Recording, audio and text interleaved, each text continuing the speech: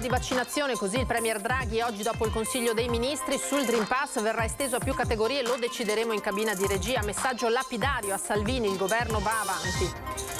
Una maestra dell'Alta Padovana si presenta a scuola senza Green Pass, il preside chiama subito i carabinieri per farla allontanare, la dirigente regionale Palumbo, pochi casi, il vero banco di prova sarà il 13 settembre. La Marca trevigiana falcidiata dalle tragedie della strada, 31 vittime in 3 mesi, l'ultima stamane a Motta di Livenza, a perdere la vita un 59enne in moto verso un incontro in prefettura per un giro di vite sulla sicurezza. Dramma Spinea, 16enne di Chirignago colpito da un malore mentre girava in skateboard, è in gravissime condizioni all'ospedale di Mestre. Ci vorranno altri 2 giorni per spegnere gli ultimi focolai del pauroso incendio che ha devastato una segheria a Caerano di San Marco. Notte di lavoro per i vigili del fuoco, scongiurato il rischio inquinamento, inchiesta della procura. Si è spento a 72 anni dopo una lunga malattia. Lo scrittore Daniele Del Giudice, romano di nascita ma residente da anni a Venezia, sabato sarebbe stato premiato con il campiello alla carriera. Boom di fiocchi rosa ed azzurri a Cornedo Vicentino. Da gennaio a fine agosto sono 70 i nuovi nati nel piccolo comune della Valle del Lagno.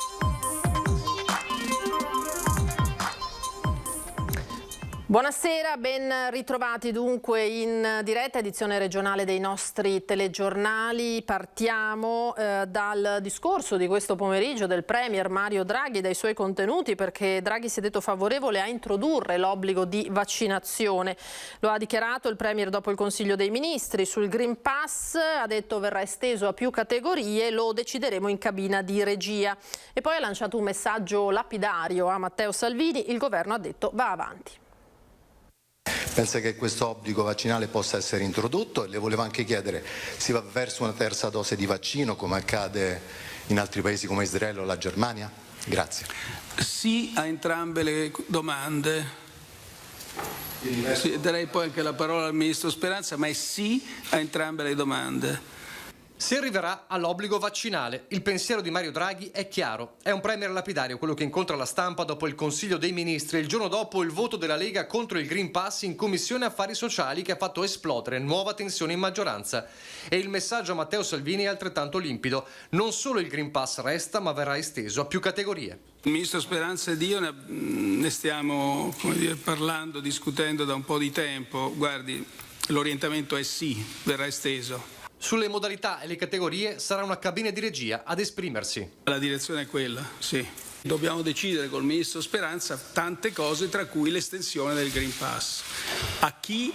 Non se, ma a chi e quanto svelti. Sui mal di pancia del leader del Carroccio, altra risposta chiara. Il chiarimento politico lo fanno le forze politiche, quindi terzo, è chiaro che è auspicabile una convergenza di una maggiore disciplina nelle deliberazioni politiche. Quarto, il governo va avanti. Insomma, fa capire Draghi, il piano del governo ha ormai il suo percorso tracciato e difficilmente si potrà tornare indietro, tanto meno di fronte all'odio Novax che Draghi stigmatizza solidarizzando con chi è nel mirino di minacce e attacchi. Devo anche esprimere la mia solidarietà piena a tutti coloro che sono oggetto di violenza da parte di odio da parte dei cosiddetti Novax. Questa violenza è particolarmente, direi, odiosa, vigliacca, quando è fatta nei confronti di persone che fanno informazione e di persone che sono in prima linea a combattere la pandemia. Così dunque il Premier. Veniamo all'applicazione pratica della certificazione verde. Una docente di una scuola primaria dell'Alta Padovana si presenta a scuola senza Green Pass e il preside chiama i carabinieri per farla allontanare. Si è presentata a scuola ben consapevole di essere senza Green Pass, niente vaccino anti-Covid, niente tampone valido per 48 ore. Una maestra della primaria di Campagna Alta di San Martino di Lupari si è opposta alla richiesta del dirigente scolastico che non l'ha voluta far entrare perché sprovvista di Green Pass. Dopo molti tentativi e vedendo l'insistenza della docente, il preside è stato costretto a chiamare i carabinieri visto che gli animi si stavano scaldando. Quando i militari dell'Arma sono arrivati all'esterno del plesso scolastico hanno identificato la docente che senza opporre resistenza, ha desistito dall'entrare a scuola e si è allontanata da sola. La maestra trentenne è stata bloccata all'ingresso al momento di esibire il lasciapassare verde, che secondo la circolare del Ministero è obbligatorio per tutti i lavoratori della scuola. È un diritto quello di scegliere se vaccinarsi o meno, ma se la legge dice che per entrare a scuola bisogna avere il Green Pass, bisogna tenersi a queste disposizioni. È il commento del sindaco di San Martino di Lupari, Corrado Bortotto. E su questo delicato tema la dirigente dell'ufficio scolastico regionale del Veneto conferma che i casi di irregolarità sono pochi, ma ci sono. Il vero banco di prova però sarà solo il 13 settembre all'inizio delle lezioni. Noi abbiamo avuto 2 insegnanti che ci sono stati segnalati, e un collaboratore scolastico e un direttore dei servizi amministrativi.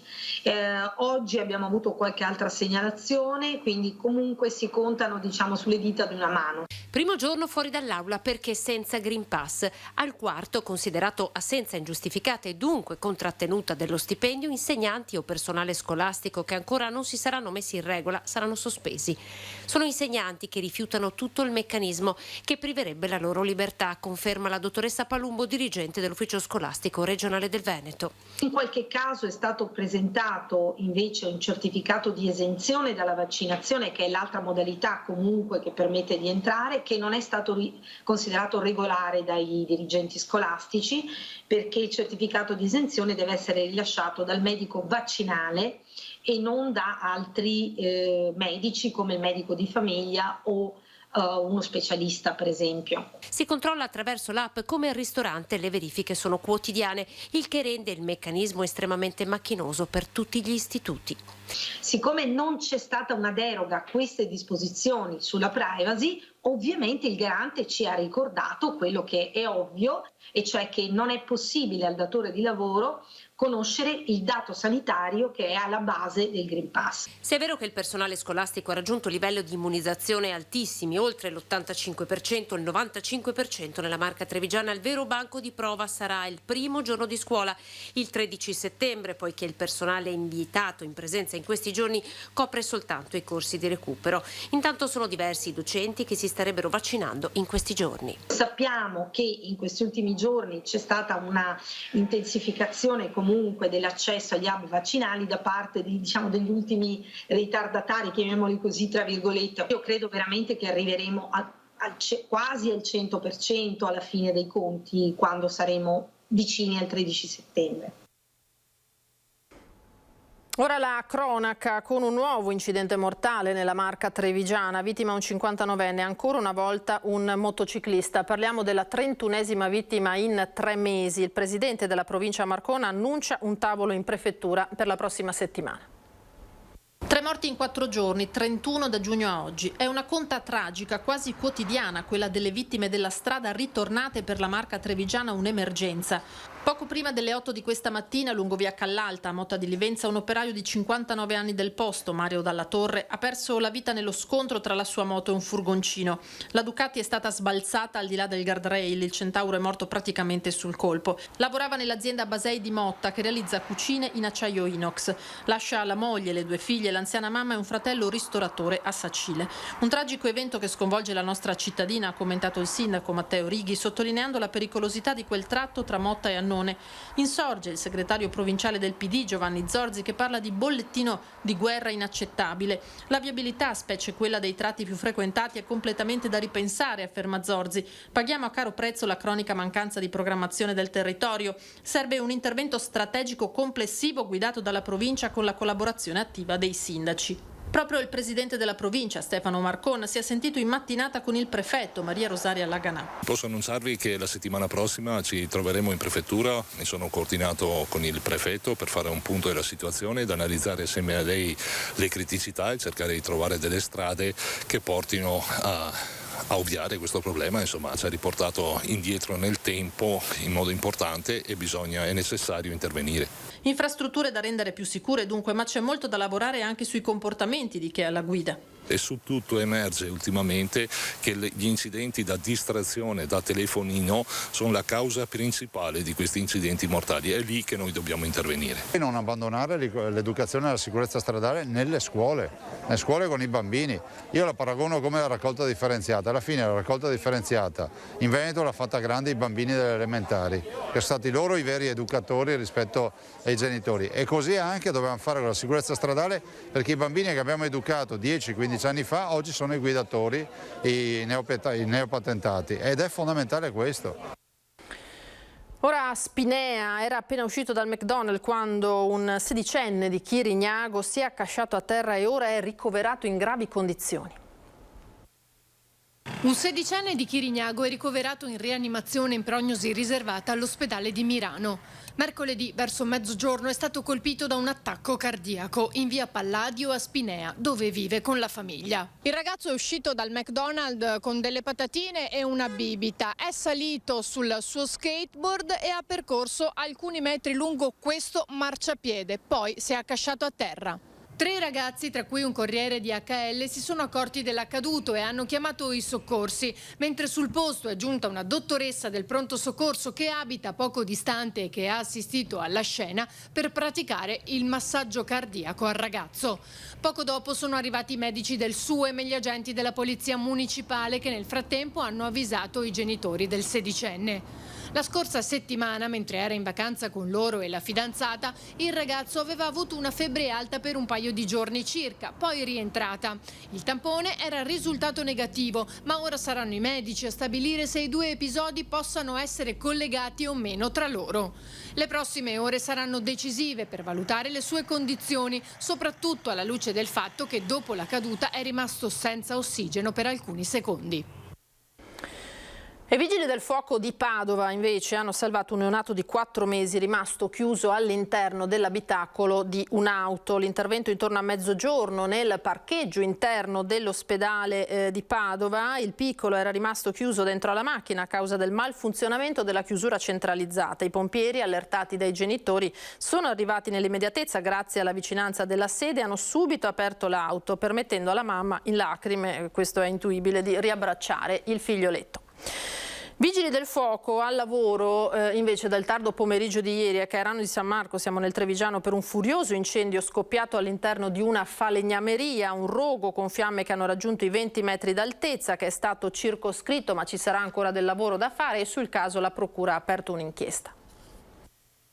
Ci vorranno ancora almeno un paio di giorni per spegnere completamente l'incendio scoppiato ieri sera alla falegnameria De Zen di Cairano lungo la regionale Cornuda-Castelfranco. Il fuoco continua ad ardere sotto alla copertura di cemento dei capannoni completamente collassati dopo una notte con fiamme alte 20 metri alimentate da cataste di legname pregiato pronto per la lavorazione. Disperati i 2 fratelli De Zen che hanno ereditato da qualche anno l'azienda del papà Amedeo morto prematuramente. Ho visto proprio ieri sera nei volti dei 2 titolari, di Roberto e Fabio, molta disperazione. Sono arrivato molto prima che le fiamme fossero alte 20 metri, erano proprio ancora dentro il capannone, infatti doveva ancora collassare il primo capannone e ho pensato che, ho visto già da subito, viste le dimensioni dell'incendio, si capiva che non sarebbe stata una cosa semplice da spegnere. Decine di vigili del fuoco da Montebelluna, Castelfranco e Treviso hanno lavorato ininterrottamente per tutta la notte riuscendo a salvare il capannone che funge da magazzino con centinaia di metri cubi di legno pregiato. Ciliegio, quercia, castagno, tutte tavolate destinate all'industria del mobile di alto livello per un'azienda che fino a qualche anno fa forniva la fabbrica Beretta per i calci dei fucili e l'impugnatura delle pistole. Preciso e chirurgico l'intervento dei pompieri che sono riusciti anche ad evitare che le fiamme avanzassero verso l'abitazione dei proprietari, dove vive anche l'anziana madre subito spostata in un'altra abitazione. Distrutti tutti i macchinari sia per il taglio dei tavoloni che per la produzione di panforte con i trucioli residuo di lavorazione. Ancora da quantificare i danni che comunque sono ingentissimi, mentre è subito rientrato l'allarme ambientale legato alla copertura in Eternit con i tecnici dell'ARPAV costantemente sul posto. Ho chiesto anche all'ARPAV già questa notte, perché è stata una notte molto dura, ho chiesto se avessi dovuto fare qualche pubblicazione, fare qualcosa, mi ha detto che secondo loro non c'era nessun pericolo. Stanno facendo un giro delle campionature per capire se appunto c'è stato qualche tipo di inquinamento, insomma, ma praticamente ha bruciato legno, quello che ha bruciato è stato legno che ha bruciato per la maggiore. E fondamentale è stato dunque l'intervento mirato dei vigili del fuoco che al loro arrivo si sono trovati di fronte a uno scenario davvero complesso. L'incendio era molto forte, il materiale legno, quindi raggiunta la temperatura cominciava, è difficile insomma. Quante autobotti? Abbiamo utilizzato 3 autobotti, sia del comando di Treviso, sia quelli di Montebelluna e di Castelfranco. A ciclo continuo? A ciclo continuo che ancora adesso stanno funzionando. Si presentava così alle squadre dei pompieri ieri sera intorno alle 19.45 il rogo alla falegnameria De Zen di Caerano. Un intervento subito molto problematico a partire dall'approvvigionamento d'acqua, in parte dalle bocchette in loco, in parte direttamente dal vicino canale Brentella. Siamo riusciti a stabilizzare l'incendio prima che il fuoco interessasse la parte con la copertura Ethernet, quindi è stata poco danneggiata, siamo riusciti a salvare sia la copertura che anche il deposito di materiale che era all'interno del capannone. Fiamme altissime, temperature elevate hanno fuso le travature dei 2 capannoni frontali facendo collassare sul legname in fiamme l'intera copertura in cemento, mentre il lavoro dei pompieri si concentrava nel creare una barriera d'acqua tra le fiamme e i magazzini colmi di legname stagionato con coperture in Eternit che hanno creato più di qualche timore ambientale da parte dei vicini. Una certa impressione il fuoco lo fa. Ho visto la colonna di fumo e i primi arrivi di soccorsi e sul giro di un quarto d'ora fuoco dappertutto e il collassamento delle volte della copertura. Se vedevi da di fronte qua, vedevi una marea di fuoco di fronte là, un disastro completo. Un muro di fiamme affrontato da oltre una cinquantina di vigili del fuoco. Hanno lavorato parecchie squadre sia di Castelfranco che Montebelluna, Asolo e di Treviso durante la notte per spegnere l'incendio, quello più rilevante insomma. Ecco, in questo momento è ancora difficile capire da che cosa sia partito. Sì, in questo momento c'è la nostra squadra, il nostro personale di PG che sta dando le prime indicazioni, sta vedendo i primi rilievi per poi cercare di capire come è potuto partire l'incendio. Si è spento dopo una lunga malattia lo scrittore Daniele Del Giudice, scoperto da Italo Calvino. Aveva 72 anni, romano di nascita ma residente da anni a Venezia. Sabato avrebbe dovuto ricevere il premio Campiello alla carriera perché è considerato uno dei più importanti scrittori contemporanei, ma non avrebbe presenziato proprio a causa delle precarie condizioni di salute. Tra le sue opere di maggior successo ci sono lo stadio di Wimbledon, Atlante occidentale, nel museo di Reims. Staccando l'ombra da terra, Del Giudice aveva lavorato alla redazione di Paese Sera. Tra i suoi saggi letterari l'introduzione alle opere complete di Primo Levi. Nel 2002 gli è stato assegnato il premio Feltrinelli Accademia dei Lincei per il complesso della sua opera narrativa. E invece c'è un nuovo riconoscimento internazionale che arriva per l'Università di Padova. Migliorato il punteggio relativo alla didattica, dove il Bori sale di 15 posizioni, migliora quello assegnato alla ricerca, peggiora invece nell'ambito dell'internazionalizzazione. Con il posizionamento nella fascia tra il 201esimo e il 205esimo posto, l'Università di Padova, secondo la classifica stilata dalla prestigiosa agenzia AD, passa al 4° posto su tutto il territorio italiano. I passi in avanti sono stati numerosi, resta da continuare quell'impegno di apertura già avviato negli ultimi anni con l'aumento della presenza di studenti stranieri e anche di ricercatori provenienti da ogni parte del mondo. Ritorna in centro a Vicenza il Fuorifiera, la sua 6ª edizione. Dopo l'agosto da record per presenze turistiche, la città vuole intercettare i visitatori della fiera. Vicenza lanciata nella fase rinascita macina dati positivi, dagli incassi dei musei civici alle presenze in città dei turisti che nel mese di agosto superano addirittura quelle del 2019 in pre-pandemia. Nel mese di agosto abbiamo superato quota 16.000 passaggi nel nostro yacht, un numero incredibile che va a raddoppiare il dato dell'anno scorso e addirittura supera quello del 2019, quindi in un'epoca pre-Covid. L'amministrazione non ha mai smesso di lavorare proiettata verso il post-pandemia, confidando che le tante restrizioni, grazie alle vaccinazioni, si allentassero, facendosi così trovare pronta. Su quest'onda torna anche quest'anno, 6ª edizione, dal 10 al 13 settembre, il Fuorifiera V-Off Golden Journey, legato all'edizione settembrina della Fiera dell'Oro. Un accattivante viaggio di 4 giorni tra eventi, spettacoli, concerti, mostre ed iniziative culinarie che si snodano lungo il centro cittadino. È un anno in cui si celebrano sono tanti viaggi, c'è il viaggio di Dante, c'è il viaggio del nostro Pigafetta, abbiamo voluto racchiudere attorno a questo termine tantissime iniziative. Manifestazioni ed eventi che si tengono all'aperto nel rispetto delle norme anti-Covid, a partire dai concerti che inizieranno il 7 settembre e senza interferire nell'attività quotidiana. Per entrare in piazza servirà il Green Pass e abbiamo creato dei varchi con delle misure concentriche che comunque non andranno a inficiare l'attività dei commercianti e neanche degli ambulanti. Tutti i mercati rimarranno e quindi sarà una festa di tutta la città.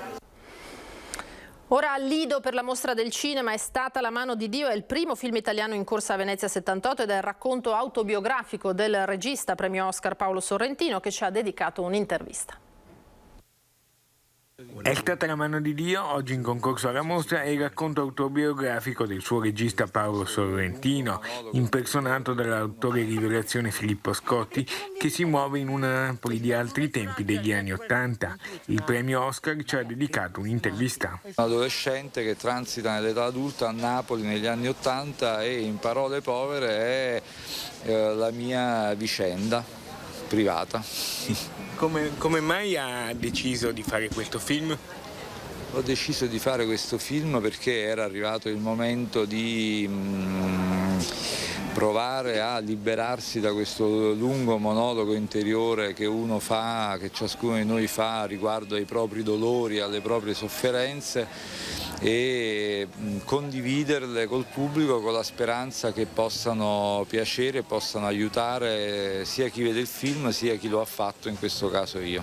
Il suo è il primo dei 5 film italiani in concorso.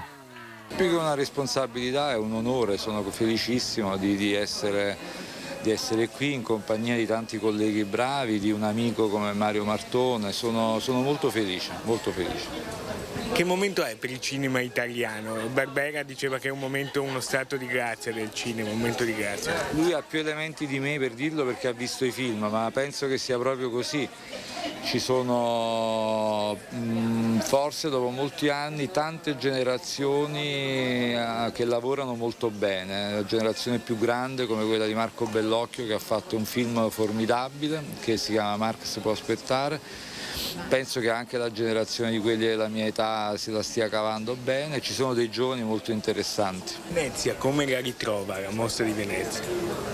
Mi sembra in ottima forma, nonostante le restrizioni maledette dovute al virus, mi sembra in grande forma. Giornata importante invece per lo sport padovano, 2 medaglie di bronzo conquistate alle Paralimpiadi di Tokyo e la nomina di Padova città europea dello sport 2023. Ancora 2 medaglie di bronzo per 2 atleti padovani impegnati nelle Paralimpiadi di Tokyo. Luigi Beggiato è medaglia di bronzo nei 50 metri stile libero di nuoto categoria S4. Per il 23enne di Vo è la terza medaglia a questi giochi. Secondo bronzo per il padovano Francesco Bettella, ha ottenuto il terzo posto del podio nei 50 metri d'orso di categoria S1. Un successo che inorgoglisce ancora di più la sua città. Straordinario Francesco, veramente straordinario, un'altra medaglia di bronzo a distanza di pochi giorni da quella precedente. Padova è orgogliosa, veramente è orgogliosa di avere questi campioni. Francesco ha coniugato la sua attività professionale anche con l'attività sportiva, è un esempio da seguire, per cui siamo veramente contenti, soddisfatti che Francesco sia il simbolo, sia uno dei simboli della nostra città.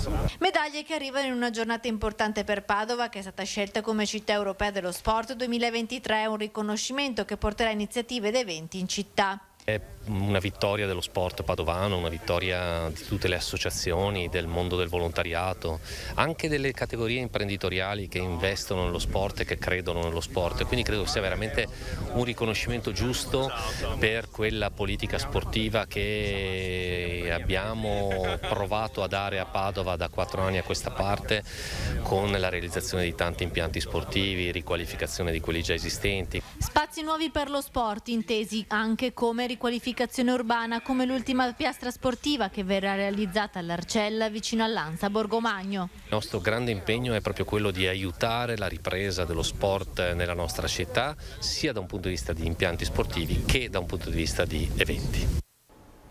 Ora a Cornedo Vicentino, dove si sta registrando un boom di fiocchi rosa e azzurri. Al 31 agosto 2021 i dati a Cornedo, i nuovi nati sono 70 rispetto ai 45 nati al 31 agosto 2020. Da gennaio ad agosto dunque è stato un vero e proprio fiorire di fiocchi rosei e azzurri nella cittadina, tanto da poter parlare di un vero e proprio boom di nascite a Cornedo. Una notizia positiva a sorpresa che l'ufficio anagrafe ha rilevato evidenziando un netto aumento delle nascite dal 2021 rispetto al 2020. Un dato più che incoraggiante che pone Cornedo in rapporto alla popolazione fra i comuni nei quali si sono registrate più nascite in provincia di Vicenza. Un fatto non casuale, ne è convinto il primo cittadino, ma frutto di un'attiva politica per le famiglie. È un paese dove viene offerto un servizio welfare molto importante alle famiglie, soprattutto alle famiglie numerose. Servizi mirati in aiuto e supporto delle famiglie e coppie di giovani. Dal bonus bebè alla baby card che viene erogata alla nascita del bambino, attraverso la quale si possono avere delle scontistiche sugli acquisti per i bambini, e i contributi alle famiglie per quanto riguarda il buono alimentare. Un comune in crescita demografica posto al centro della Valle del Lagno, ricco di complessi sportivi e con scuole materne e il nido comunale. Un paese dove si vive bene e dove le giovani coppie scelgono di insediarsi per il proprio futuro e per quello dei propri figli. Vi ricordo che da lunedì 6 settembre torna al Ring, la politica alle corde, la trasmissione di attualità della prima serata di Antena 3 condotta dal vice direttore di Media Nord-Est Ferdinando Avarino. Ogni lunedì sera dalle 21:15 i protagonisti della politica e dell'attualità torneranno a confrontarsi in vista delle elezioni di ottobre, ma non solo. Tante le sfide che attendono il Veneto, dalla gestione sanitaria della pandemia all'estensione, l'abbiamo sentito anche in questo telegiornale, dei Green Pass. È tutto per questa sera, grazie per essere stati con noi. Ora le previsioni del tempo per domani. Arrivederci.